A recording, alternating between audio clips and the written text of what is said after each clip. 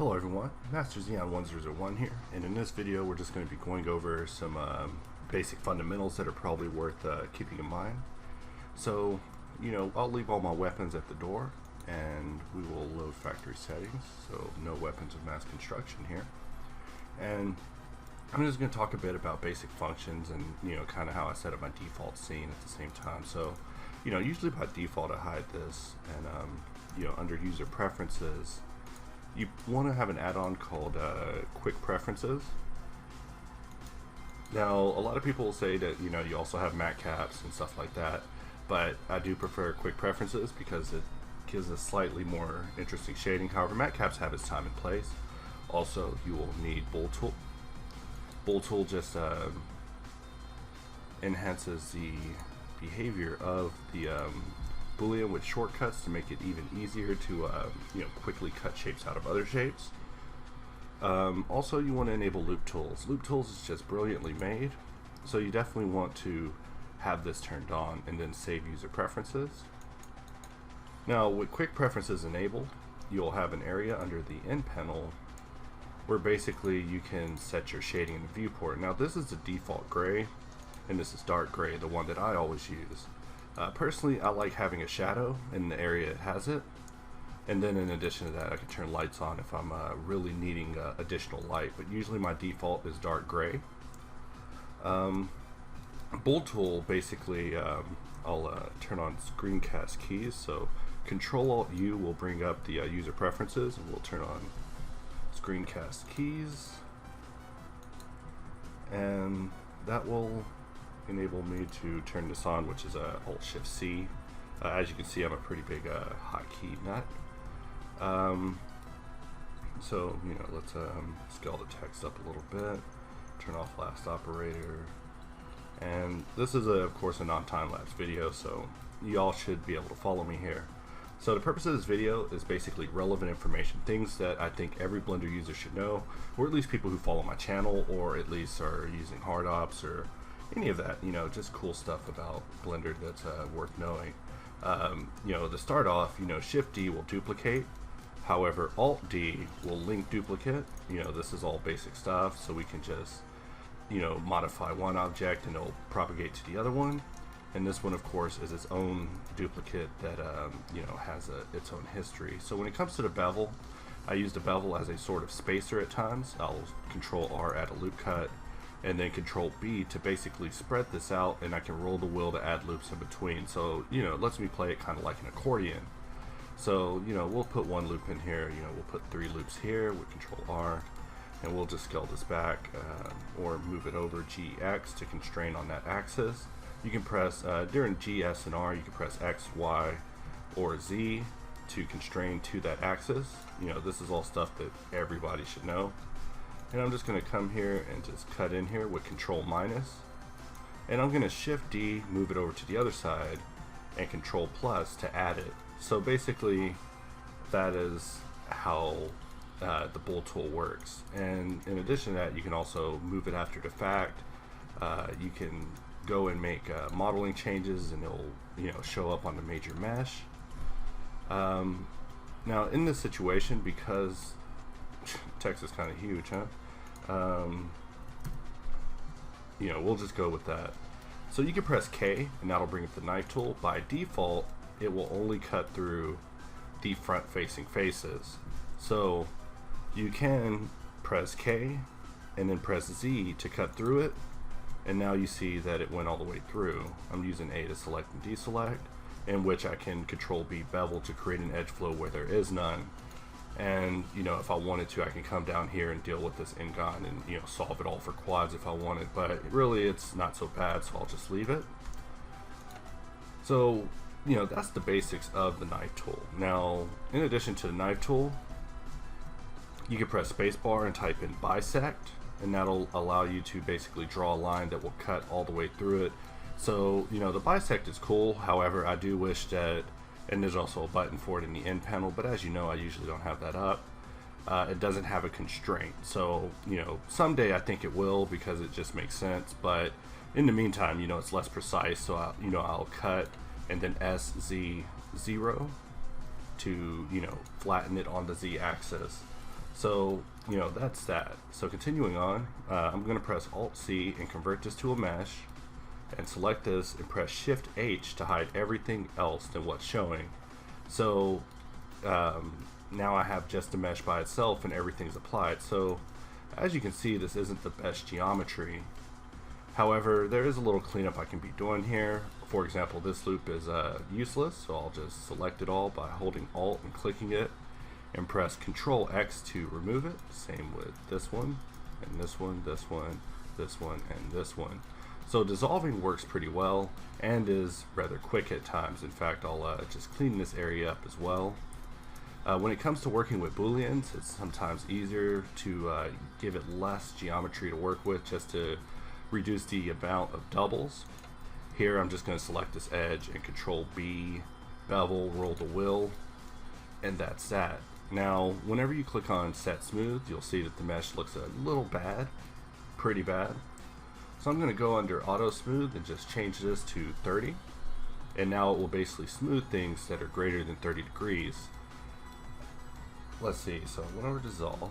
Now whenever you're dealing with geometry, you can also convert to triangles with Control T. You can poke faces with Alt P. And if you have a bunch of triangulated geometry like this, you can convert to quad using Alt J and use the max shape angle to sometimes get a better reach of what you're turning to quads. So this is all stuff that I believe everyone should know, just like Control Alt U brings up our good friend user preferences.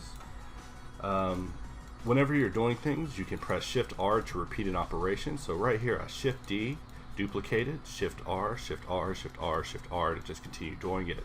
I could have put an array or something, but I'm just going over the repeat function. You can use it in a variety of situations, like I'll bevel this, select this, Shift R, and just repeat that. Select this, Shift R, repeat it, select this, Shift R, repeat it. Like the worst form ever, I know. So other things that are worth going over is, let's say that we had two meshes part of the same mesh. You can basically select an entire, even though this is one single object, if I wanted to select individual pieces, I can hover over it and press L to select linked, and which we will go ahead and remove this. Now an important menu worth mentioning, in fact we'll put that back for now. Actually no, we're going to remove that. Another option worth mentioning is, for example, let's duplicate this and we will make it a group.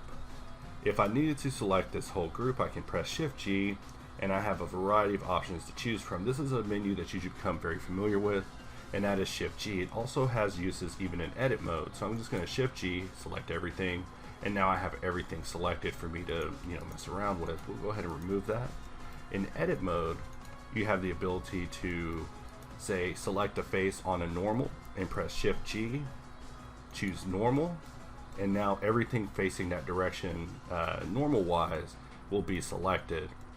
Now under the select menu you have options. For example, select boundary loop will convert a loop selection, will convert a face selection into an edge selection of just the outer perimeter. This is extremely handy in situations where basically you want only the exterior of your entire selection. For example, we have all these loops selected. Let's say that we wanted to instead bevel the edges. Well, I can go to select boundary loop, and then from there choose Control B to bevel edges, and of course Control Shift B to bevel vertices. In fact, one of the operators that I always use is based off of this functionality. I'll demonstrate it real quick. We'll deselect these two because on the edge it just doesn't work out, same as my end. So we're going to just Control Shift B, roll the wheel 5 times, and that'll get us a nice amount of geometry in here. And we can press W, go under Loop Tools, and choose Circle. And now we can just scale it. Now as you see, it's not scaling right. You can go over here, change this to individual origin, scale it in, Alt S to push in on the normals, and we get something like this. We hit Set Smooth, it looks kind of bad. So we will set it to 30, and now it's looking much better. And if you know all this stuff, then awesome. you know the fundamentals. But if you don't know this stuff, then this video has done its job. But this is something that I found myself explaining to a lot of people, and was like, you know, these should be fairly basic things. Now, when you have a selection, for example, I have this selected, I'm pressing Ctrl+ to grow it, and I'll go in face mode so I can actually grow it by face.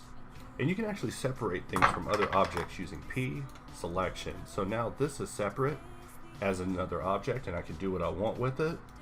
In fact, we'll move it to layer 1, and I will select all of this and choose flip normals, and we'll go under select and choose select boundary loop. We'll just press F to fill it, so we have just an array of circles now. We'll move it over here and just move that over, and Ctrl- to put that in, and we'll press Alt-C to convert it to a mesh so we don't have to worry about this anymore. And we'll move it down here and Ctrl-, and we'll Alt-C here as well, just to get rid of that and be done with it altogether. So now you understand that. In edit mode, the W menu has several options that are worth noting. In fact, just look at this menu sometime. Also look at the Control-E menu for edges, the Control-F menu for faces, and the Control-V menu for vertices. A lot of the shortcuts in Blender have something to do with the key, so it's almost psychologically sensible. Now another thing is, what I'm going to show you is symmetrize. Symmetrize is one of my favorite options. Sometimes I don't want to just mirror it, I just want to just put it on the other side and just be done. So we hit symmetrize, and we see that it mirrored from -X to +X. We'll change this from +X to -X, and now we have this you know, robotic dead mouse kind of Mickey Mouse thing going on. But I promise that's not the goal here. I was intending to make nothing. Under the end panel, you have your matte caps right here under shading. Sometimes I'll go to the big red and use this. However, this tool is best enjoyed with only render, so that way you don't have to look at irrelevant things. In fact, I'll press Control up arrow to maximize the view, T and N, and this is basically how I try to work, except for this bar and this bar being present. Another thing I also want to go over is some of these buttons down here. I was talking with someone earlier and they didn't know what snapping was, and it was a moment. So basically, without snapping on with the magnet, Control will do the snapping behavior. Right now it's set to increment, so if I press G and I hold Control, you see that it's kind of snapping to increments. What increments do you ask? I can't tell you. I never use it, but we will change this to vertice. Now, having the magnet on and the magnet off opens you up to two different types of behavior.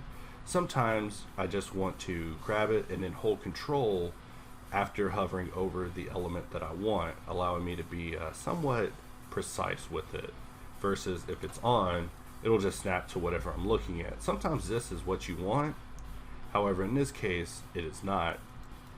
I'll press / to take this into local mode, and I'm just going to duplicate it around. After turning off snapping, if you leave snapping on, it'll drive you crazy if you're not aware of it. And I'll just go in wire mode and Shift R. So now we have a whole gang of these little mouse spots. So this button here is a unique button. It actually allows you to manipulate things by their center point. So if you wanted to move all of these in equal direction away from each other, for example, I'll change it to this, leave it on individual origins, select everything with A, and if you'll see as maybe it's active element. Yes, so now, or better yet, medium point, which is the default. These hotkeys are comma and a period, and individual origins is a control period. So these are things you might as well get familiar with, is what control, comma, and period do, as well as period and comma in itself. These are things that unfortunately I've just become too accustomed to.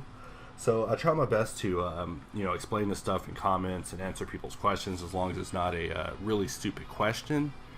But these things I consider as part of the fundamentals. So I think I'll do videos like this every once in a while based off of what questions I'm receiving and how many people are asking questions. But You know, as far as the basics, that's pretty much what blending away to pain was made for. So continuing back, I'm just going to select everything with A, press S, and now you can see they're all being scaled apart, but they're keeping their size. And we can bring them all in, even to the same point, and spread them out. So that is literally the power of this button. However, if you're not aware of its function, it will drive you crazy. This one turns on your gimbal, and you can even hold shift and select all of them at the same time. So now I got like a super gimbal where I can, you know, move, scale, and rotate all within the same gimbal. But really, I just keep it on that.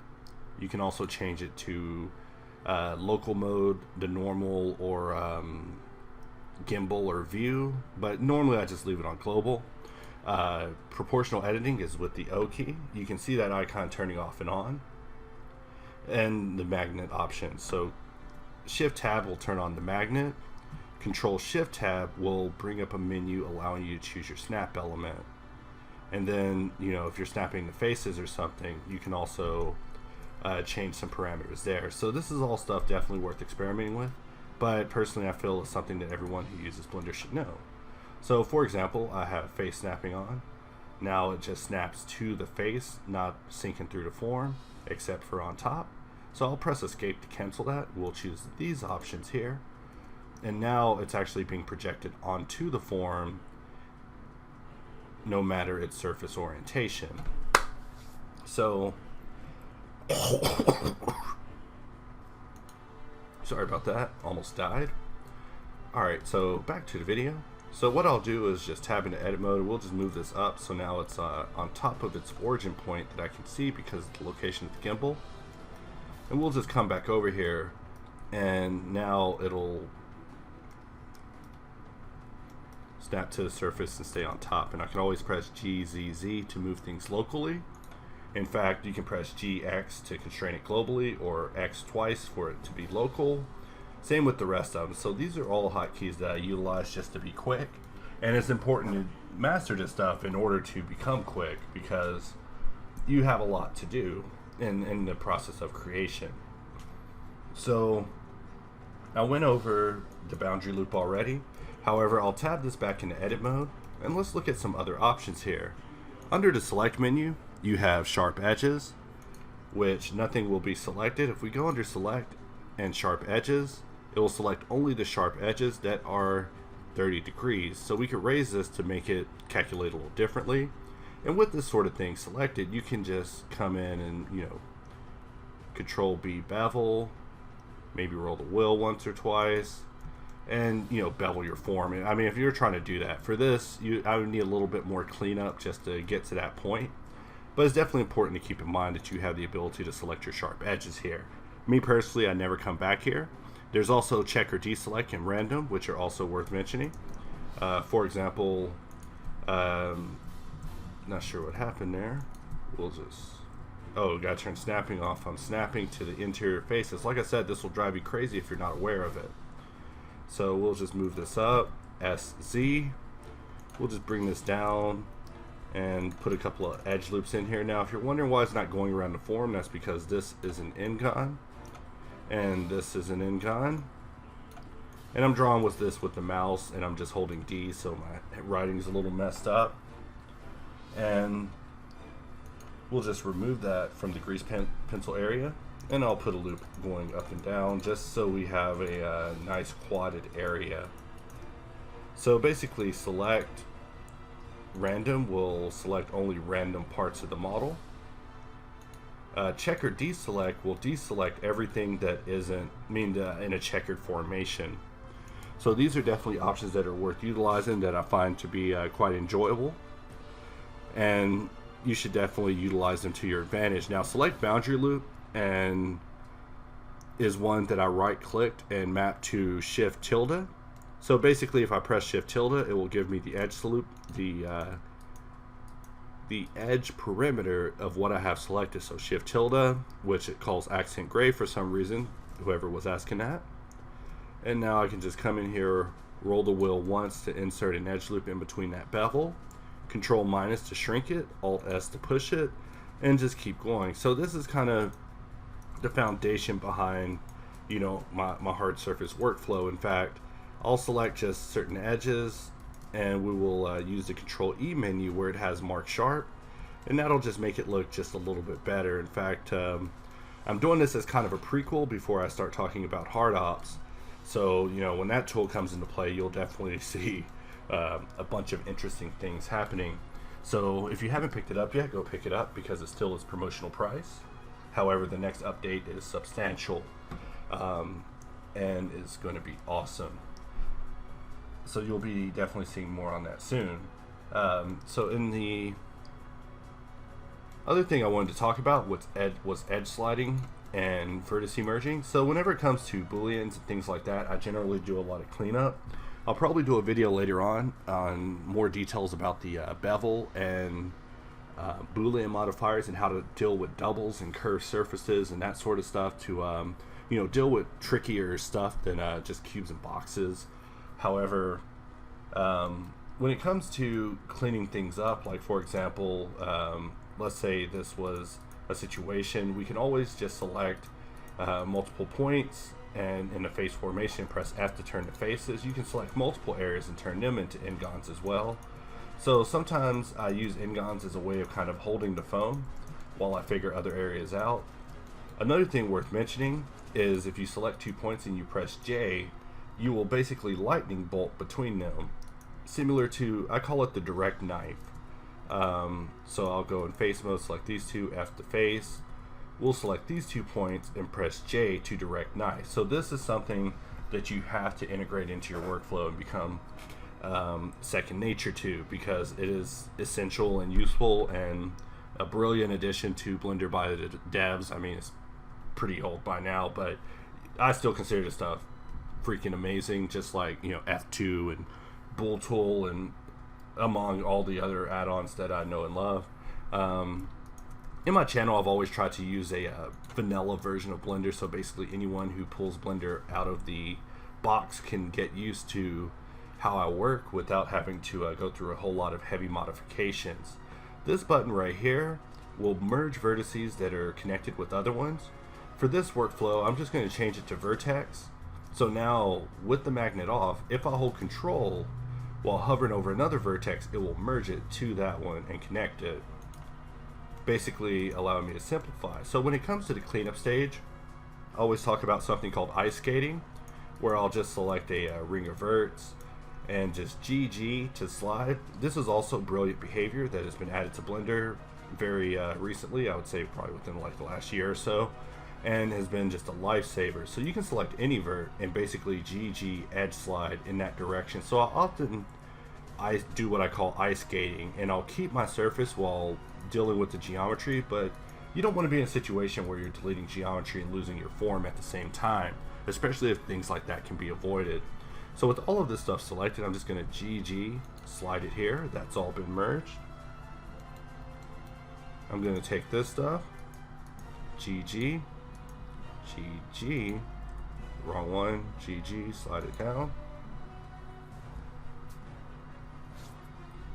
and we will GG slide this down as well. Select these 2 points, and we will just F to turn it to a face. On this side, we'll select both these points, slide it down, auto merging these things, and we'll press F to fill face on these selections, basically turning everything into quads. So I mean, whenever it comes to hard surface modeling, I tend to do what I call pick my battles, where if there's areas that have to be cleaned up in order for the form to be there, I'll do it. But if I can get away with it, I will get away with it. You know, like I'm not so impressed over wireframes that I feel that I have to show them all the time. You know, I'm really just out there to make really awesome models. So, you know, when it comes to topology and people are like, can I see your wireframe? Well, no, you can't. What are you going to do? Make my model? Doesn't matter. It's irrelevant. You know, you just want to see my edge flow. Are you saving pictures of edge flow? You're going to put me in a newspaper? I don't know. But really, it's irrelevant to me. I'll clean it up if necessary. If it's for a client or it's going in a game or something like that. If it's going to anyone else who cares, then yeah, I'll just clean it up. Cleaning it up is nothing. In fact, Talking about cleanup, I want to go ahead and showcase another tool. We'll Ctrl-Alt-U user preferences because we're not barbarians anymore. And we're going to go here and I'm just going to enable a tool called Ice Tools. Now this is a tool made by a good friend of mine, Ian Lloyd de la Cruz. And we will just save that. And basically, Ice Tools will give you a retopology shelf. And with this mesh selected, I'll just come out of only render mode for just a moment. I can click on this form and choose Setup Retopo Mesh, and it looks like nothing happened, except I'm in an object called Cube Retopo Mesh that has no geometry, and I'm in edit mode. And snapping is set for faces, and both of these are enabled. So that means if I hold Control and click, it will basically draw my edges on the surface. So I'm just holding Control. I'll select both of these, Control click here. And now we're just sketching. There's even an X-ray button here and hidden geometry just to really sweeten the deal. And with this, you can use basic polymodeling tools, and also you have your mirror set to the origin of the object. Personally, whenever I began using this, I found it to be a interesting development, intelligently written, behaviorally perfect for my type of workflow. Personally, I try to use the best tool for the job. Like, you know, I'm a Blender loyalist, I guess, but you know, if a better program came out tomorrow, I would be on it. You know, Moto's great, but Moto is kind of turned into payware. Autodesk Maya will crash at random reasons. 3ds Max is just no. I'm always going to be about the best tool for the job. So right here, I'm going to press F, which will do something I don't want it to do. So I'm just going to choose these two, extrude it down, choose these, you know, press F to fill face. And we got to go in user preferences and make sure that F2 is enabled. I got 3 of these. That's how much I love this thing. So I'm going to press F to put a face here, press F to put a face here. So F2 will basically recalculate the faces will calculate the next face based off of your cursor. As you can see, X-ray is kind of annoying me by showing me the other side. But if we look at this, you know, I'll extrude this over because F2 can't solve that. F2 is just a tool that I recommend just playing with. I actually have a video where I go over it more in depth, probably earlier in my profile, but it's not something that I plan on covering today. But if I press press / for local mode, you can see how much of the mesh I already have here, and that's just getting started. So retopology is really no big deal. You know, sometimes I'll get the surface just right, and I'll just use it as just baking, and it'll get me through the day. So I'm sure I already went over it, how, you know, in fact, I'll uncheck hidden wire, how these keys here, I'll tend to map to buttons. Now my current shift tilde and control tilde is select boundary loop, and under the control E menu, I went to mark sharp and I marked that as shift tilde. So now I can basically select areas and shift tilde or control tilde to mark it as sharp. Let's see, we set that to shift tilde, so I'll go back in my menu and we'll set this to control tilde. And now I can just select areas and mark them sharp, which will, you know, just help them remain sharp. So these are just the basics of Blender. Now the last thing I want to say is under Ctrl-Alt-U user preferences, there is an area where you can change your theme. I personally like Elysium. It's just so much nicer. I wish this was the default theme. Just so orange and darkish gray. You know, it's slick like the future. Under 3D view, you can scroll down, and under vertex size, you can actually scale up your vertices. Oh, I didn't mean to do that. And whenever you scale up your vertices, it makes it a lot easier to locate doubles, and sometimes a little bit harder to actually deal with your modeling. But having a larger vertex size is something that I've been messing with lately to just try to make things a little bit easier. But with that covers basically relevant information.